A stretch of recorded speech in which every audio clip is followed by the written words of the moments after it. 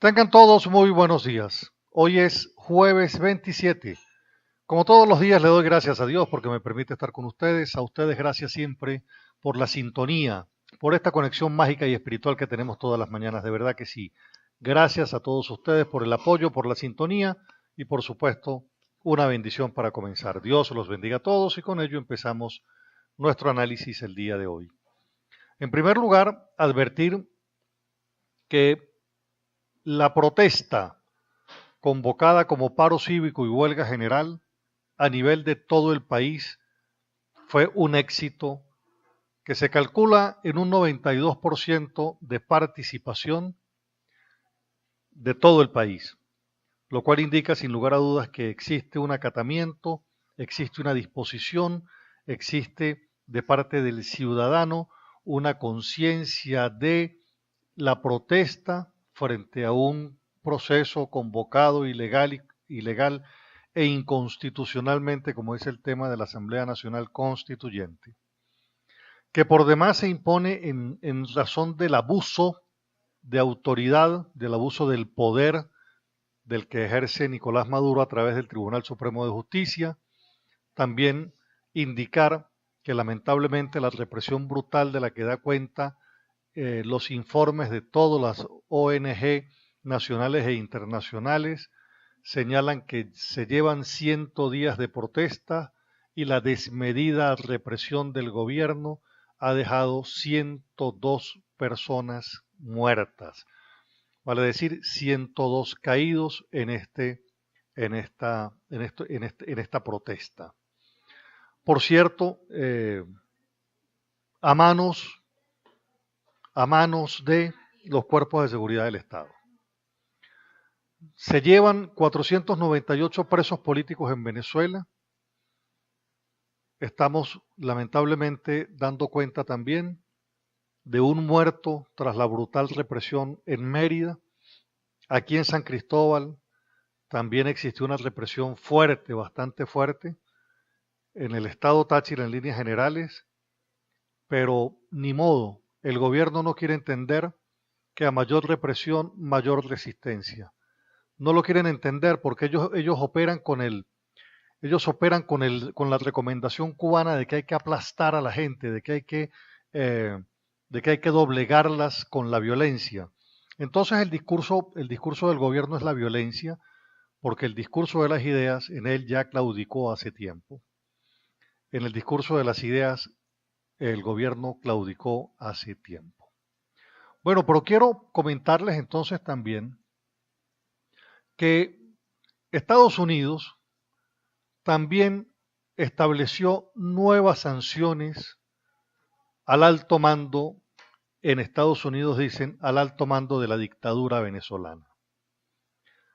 Entonces se incorporó una nueva lista de funcionarios sancionados por el Departamento del Tesoro. En esta lista está la presidenta del CNE, Tibisay Lucena, el ex vicepresidente y jefe de la Comisión Presidencial Constituyente, Elías Jagua. Está la exministra de Asuntos Penitenciarios, Iris Varela, el ministro Interior y de Justicia, Néstor Reverol, el actual director de la Policía Nacional Bolivariana, Carlos Alfredo Pérez, el defensor del pueblo, Tarek William Saab, el exdirector de la Policía Nacional Bolivariana, Franklin García Duque, el comandante general del Ejército, Jesús Suárez Chouriu, el comandante de la Guardia Nacional, Sergio Rivero Marcano, el expresidente del Centro Nacional de Comercio Exterior, Rocco Albicini, el tesorero general de la Nación, Carlos Eric Malpica, el ministro de Comercio, Alejandro Fleming, y el vicepresidente de Finanzas de Petróleo de Venezuela, Simón Serpa. Tienen a partir de ahora prohibición de entrada a Estados Unidos, vale decir, tienen que quedarse ahora en Venezuela. Los bienes que tienen en Estados Unidos quedan congelados por estar involucrados en corrupción, narcotráfico, violación de derechos humanos y deterioro de la democracia local. Yo aquí me voy a detener un momento para dirigirme al chavista, para dirigirme al funcionario público que lo obligan a ir a votar a un proceso constituyente. a usted lo obligan para que se constitucionalice esta crisis que nosotros tenemos, esta crisis de hambre que padecemos. Pero usted se ha preguntado de dónde todos estos funcionarios tienen ahorros en Estados Unidos. ¿De dónde todos estos funcionarios que en Venezuela hablan del comunismo y se dicen camaradas, pero en Estados Unidos es a donde aspiran pasar su tiempo posterior a su ejercicio en los distintos cargos que tienen hoy en Venezuela? Entonces, mientras usted está pobre, ellos están haciendo inversiones en Estados Unidos, ¿verdad?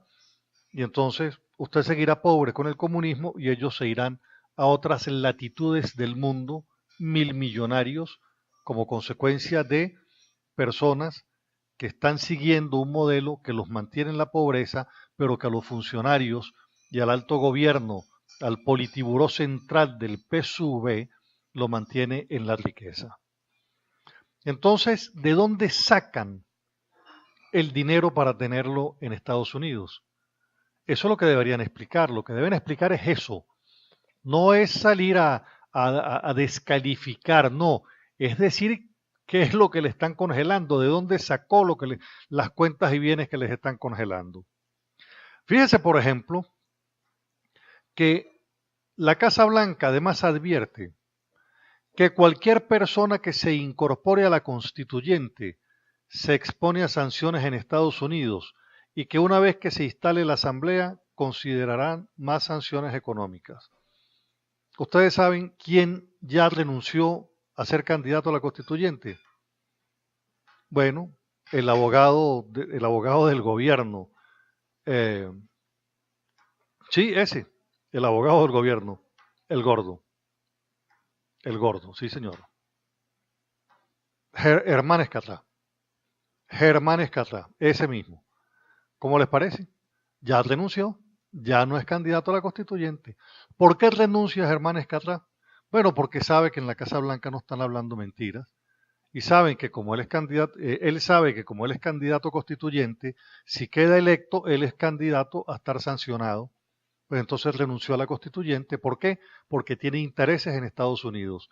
¿De dónde tiene Germán Escatrá intereses en Estados Unidos? ¿Con qué bolívares convirtió para ir a vivir a Estados Unidos? Que por cierto deberían declararlo traidor a la patria, porque está renunciando a, a la constituyente temiendo a la sanción de Estados Unidos. ¿La sanción de qué? De congelarle cuentas, de congelarle bienes. Pero además hay un desaguisado que tiene que ver con el acto que hace Nicolás Maduro ayer, porque Nicolás Maduro le entrega la espada de Bolívar a todas las personas, a los 13 que fueron sancionados por el gobierno de Estados Unidos. Entonces, esto le impone a la sociedad venezolana una acción posterior a que salgamos de toda esta maledicencia y de todo este oscurantismo en el que estamos. Porque al libertador hay que liberarlo, hay que hacer una liberación del libertador. Así lo propone, por cierto, Ovidio Pérez Morales. Dice que se ha devaluado y se ha pervertido tanto el término bolivariano que hasta los cuerpos represivos, violadores elementales de los derechos humanos lo exhiben. Y eso es correcto. Suena paradójico, pero hay que liberar a quien entregó la libertad al país. Hay que liberarlo de ese uso perverso que ha acabado incluso con Bolívar como la figura. Han hecho de la figura de Bolívar un adjetivo para ellos personalizarlo en sus actuaciones. Eso es lo que se denomina el nominalismo. Van creando vocablos y van devaluando el verdadero bolivariano. Vale decir, al verdadero Bolívar. Entonces, nosotros tenemos que recuperar eso, así como tenemos que recuperar la decencia en el Panteón Nacional, que ha servido para cuanto revolucionario se les antoja meterlo al Panteón Nacional, lo meten simplemente porque son panas, es el papá del pana, o era el papá del primer jefe guerrillero que existió en Venezuela, el primero que creó una célula guerrillera, fueron los autores del primer secuestro de de un industrial en Venezuela. Esos son los méritos que ahora están evaluando para llevar personas al Panteón Nacional. Eso también hay que depurarlo. Podemos decir en Venezuela que se está bien o que el gobierno va conduciendo el país por el camino correcto cuando la diáspora, y se dice diáspora cuando empiezan los flujos migratorios de Venezuela a irse al exterior, que cuenta, por cierto, que antier cruzaron la frontera 26.000 venezolanos en tránsito a otros países. Estamos hablando por demás, y lo he dicho en reiteradas oportunidades, el gobierno de Colombia ha solicitado y ya formalizó la necesidad que la comunidad internacional asesore y participe de forma más directa en lo que puede ser en un momento determinado la instalación de campamentos de refugiados en el norte de Santander, refugiados venezolanos.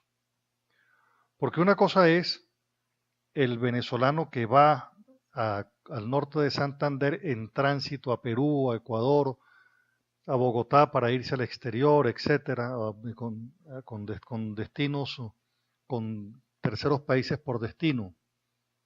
Pero Colombia empieza a tener la sospecha de que buena parte de esa migración de venezolanos no va a continuar, sino se va a quedar en Colombia. Es por ello entonces que hay preocupación, y preocupación lógica además, sin lugar a dudas, una preocupación lógica por lo que está sucediendo, en Venezuela de cara al proceso migratorio. Es precisamente entonces por ello que en el Congreso de Colombia se presenta un proyecto de ley para entregar visa humanitaria a los venezolanos. La congresista opositora colombiana María Fernanda Cabal presentó un proyecto de visa humanitaria para los venezolanos que han emigrado por la crisis de Venezuela, sumida desde hace más de 100 días en una ola de protestas que lleva 101 vidas cobradas en este proceso. La parlamentaria María Fernanda Cabal es diputada del Partido Centro Democrático que lideriza el expresidente Álvaro Uribe y dice que la visa humanitaria es un mecanismo para que se le dé estatus y estabilidad migratorio a los venezolanos que no llenan las características de refugio o asilo y que por el tiempo de espera de ese beneficio, la situación de esas personas se hace vulnerable.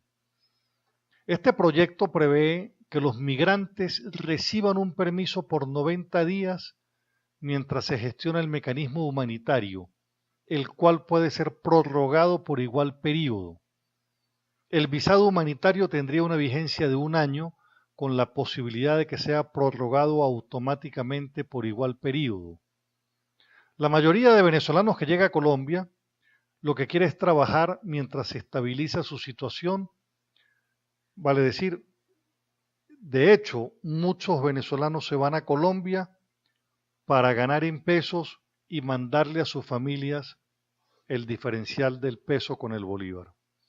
Otros van a Colombia rumbo a otro país como lo estaba explicando, y la congresista señala que esta situación por la que atraviesa Venezuela es realmente una tragedia humanitaria. Por demás decir que entre el clero, la diócesis de San Cristóbal, que dirige Monseñor Mario Moronta, y la diócesis del norte de Santander, existe un convenio para que en la diócesis del norte de Santander se le dé almuerzo a 5.000 venezolanos todos los días. 5.000 venezolanos. Por supuesto, los que no tienen recursos. Y esa es una situación que va creciendo desde el punto de vista de la cantidad. En estos días conversaba con Monseñor Moronta y me estaba explicando precisamente el convenio, pero la preocupación, por supuesto, de que esto es en grado exponencial. El gobierno de Colombia, si bien es cierto, ha hecho alarmas en la comunidad internacional, no menos cierto es que se ha tardado en generar también una política pública institucional que recoja el planteamiento de los venezolanos y le pueda dar un estatus en el marco de la Convención de Naciones Unidas que obliga a proteger a los migrantes. En este punto también quiero señalar que en uno de los debates de la Organización de Estados Americanos, cuando se planteó el tema de Venezuela, existió un país, y lo dijo por cierto la embajadora de Estados Unidos en Naciones Unidas, en el Consejo de Seguridad, cuando llamó a los países a sincerarse con el tema de Venezuela, señalaba que no era lógico la cantidad de personas que se van de Venezuela en cantidades de 3, 4 millones de venezolanos, y que la circunstancia por la cual se iba no encajaba en los términos del derecho internacional, ni en refugio, ni en estatus de asilos políticos, etcétera, y por ello ella demandaba una posición más clara y más firme de los países para que no se estuviera debatiendo el tema migratorio si ellos no iban a definir el problema de Venezuela y de conformidad con la definición del conflicto venezolano, entender por qué el venezolano está migrando de su país.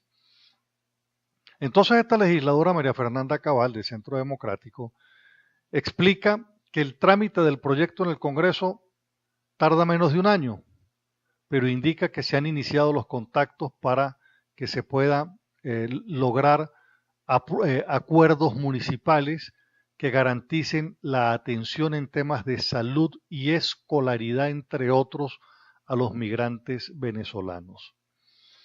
Quiero decir que esta es una situación de verdad bien difícil. Es lamentable que existan fanáticos que prefieran que esto sea así y no entender que un presidente gobernando con la Constitución bolivariana, con esta Constitución es en la que cabemos todos. En la Constitución del Estado comunal solamente caben los miembros del Alto Politburó Central del Partido Socialista Unido de Venezuela. Entonces es lamentable que no se quiera ver esta tragedia y entonces muchas personas se sientan que están más obligados a ir a votar de forma obligada sin mirar la tragedia que implica la pobreza en Venezuela y la migración, ya no del profesional, ya no del joven, ya no del gerente, sino del que trabaja en los oficios de carpintero, de plomero, en todos estos oficios, toda esa cantidad de venezolanos de oficios que tienen habilidades de oficios también están emigrando de Venezuela. Y hay un presidente que al parecer no le importa que eso suceda con tal de mantenerse en el poder. Él prefiere estar él y que 4 o 5 millones de venezolanos puedan terminar retirándose del país, buscando destinos mejores, porque el presidente de la República decidió no cumplir los mandamientos de la Constitución bolivariana y de conformidad con ello entonces propone la Constitución comunista para de esa manera constitucionalizar la falta de empleo, la pobreza, la miseria y la dominación. Esto es lamentable. Y ojalá que el chavista de abajo, de base, el que está pobre, vea cómo los Estados Unidos va sancionando y sancionando y sancionando funcionarios chavistas con bienes en el exterior. Iban 50 funcionarios y 13 son 63 funcionarios ya sancionados por el gobierno de los Estados Unidos congelándole bienes y fortunas.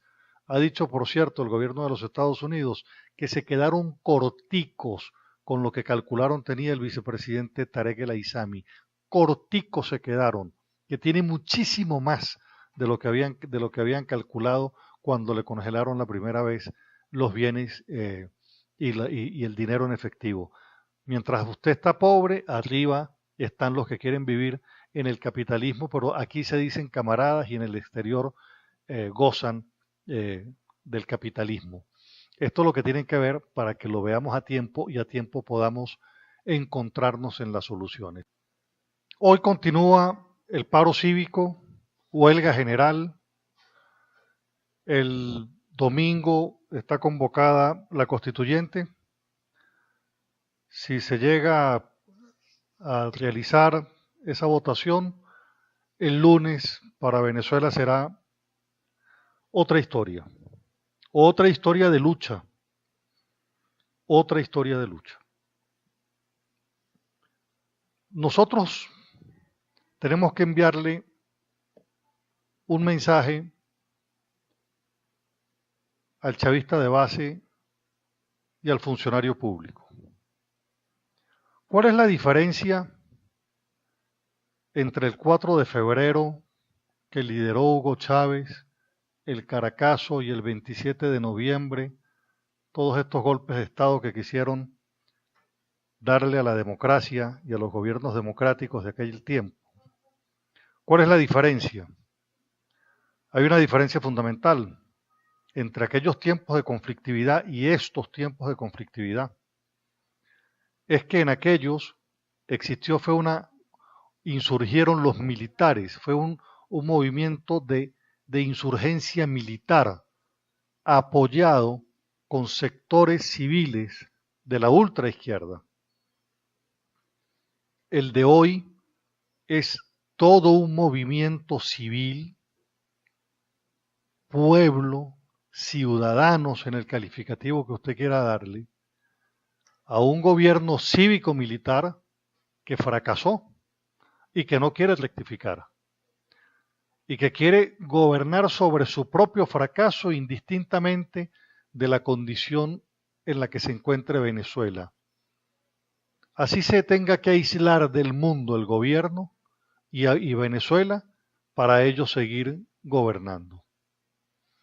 Lo cierto es que la encrucijada de la historia vuelve a poner al heroico pueblo venezolano en una conducta que lo lleva en la impaciencia, en ese juego de sombras y de luz que al final se ve, para poder entonces terminar con la angustia de un modelo que nadie quiere y que los gobernantes se niegan a entender y reniegan, no quieren ver la realidad que estamos viviendo. La profundidad del daño material que le ha infringido la revolución al país todavía no se puede cuantificar. Ni siquiera el daño moral y sus consecuencias lo podemos todavía proyectar. No sabemos todavía hasta dónde llega la destrucción y el robo de la riqueza. No sabemos hasta dónde llega la traición de los que gobernaron asaltando el tesoro público para acumularlo en sus propias cuentas en el exterior. Lo que nunca imaginaron los castrocomunistas en Venezuela es que el espíritu de Bolívar, el espíritu de pueblo libertario, volvió a latir en los corazones de los venezolanos, que ha demostrado coraje y arrojo por la democracia, que llega a la obsesión y a la entrega total. Una característica de esta lucha es que la gente le perdió el miedo a la muerte. Ya no ni siquiera el miedo a enfrentar a la Guardia Nacional o al gobierno, le perdió el miedo a la muerte. Y eso, quiero que lo sepan, es una característica que le indica hasta dónde va a llegar el pueblo de Venezuela. Por eso es que esa ofensiva militar de la liquidación selectiva de personas a lo largo de estas protestas no ha amilanado al pueblo de Venezuela. Ese discurso descalificador del gobierno contra la mayoría no va a hacer eco ni va a doblegar el espíritu del venezolano. La constituyente, si se llega a instalar, marcará lo que las encuestas están ya señalando, es que la protesta va a subir a otros niveles si se impone una revolución con la carátula de constituyente fraudulenta, para no decir que tienen que imponer su revolución armada por vía de las armas que ya tienen. Ahora bien, ¿con qué se está estrellando el castrocomunismo? El castrocomunismo se está estrellando contra el coraje y la valentía, ya no solamente de la juventud, que siempre es la vanguardia histórica de las luchas independentistas en Venezuela. Se está encontrando y se está estrellando con el coraje y la valentía de mujeres, de hombres, que están decididos a no retroceder, que no les está interesando el tema del peligro, porque peligro es vivir en el miedo bajo la bota comunista. Decía en estos días un general chavista, y lo voy a mencionar, que le estaba impactado de la ausencia de miedo que tenía la población venezolana. Y yo le agrego, no hay miedo a la muerte, que es por donde han pretendido influir en el miedo del venezolano, y se encontraron con que el venezolano hoy no conoce el miedo, así como el Táchira jamás ha conocido la derrota. Si eso está sucediendo, es porque el objetivo final, que es restituir la democracia y la libertad en Venezuela, es un objetivo suficientemente histórico como para ofrendar la vida. Ahí quiero que entonces tenga el funcionario público el mensaje que en nombre de todos los que luchan le entrego. Es hoy cuando tiene que ponerse del lado del coraje, del lado de la historia correcta de los libertadores convertidos en pueblo, que están propugnando por una vida para ustedes, funcionarios públicos, y para todos los venezolanos, que sea de mayor calidad, a donde esa inmensa mayoría que hoy somos todos los pobres, podamos dejar de serlo, que podamos tener entonces derecho a la abundancia que nos lo quitaron, derecho a la seguridad alimentaria que nos lo quitaron, derecho a la salud que nos lo quitaron, derecho a la vida que también nos la quitaron. La esperanza entonces es salir de gobiernos mediocres como los comunistas, en la esperanza, por supuesto, de que la lucha nos lleve a liberar al Estado, nos lleve a desatar las cadenas que los comunistas han establecido sobre la nación, y podamos decir en consecuencia que nos hemos reencontrado los venezolanos en la historia libertaria, pero también nos reencontramos en las inmensas posibilidades que tenemos de la reconstrucción de una nación para todos los venezolanos. Este es el momento de defender el derecho político. Este es el momento de defender los derechos individuales. Este es el momento de defender el derecho de la libertad. Que nadie venga a sojuzgar su derecho obligándolo a que usted ejerza una conducta que usted no quiere. Los venezolanos hoy estamos todos en la calle, esperando por usted, funcionario público, que no asista el próximo domingo a ejercer un voto que usted no quiere ejercer. Nos encontramos como siempre el lunes. Me despido de todos ustedes diciendo, bueno, que nos encontramos el lunes. Vamos a tener un fin de semana de lucha, de tal manera entonces que quiero decirles que hay que asumir la vida política en estos días con determinación, con determinación, sin importar el destino que a las personas o a cada uno de nosotros nos corresponda. Dios los bendiga. Dios los bendiga a todos. Regáleme usted a mí también su bendición. Nos encontramos el lunes con el inmenso favor de Dios. Que tengan un fin de semana de lucha y que con el inmenso favor de Dios logremos la victoria que todos en Venezuela queremos y deseamos. Que tengan, que tengan un excelente día de lucha, sin lugar a dudas. No hay otro tiempo sino para luchar. Los quiero mucho. Muchas gracias.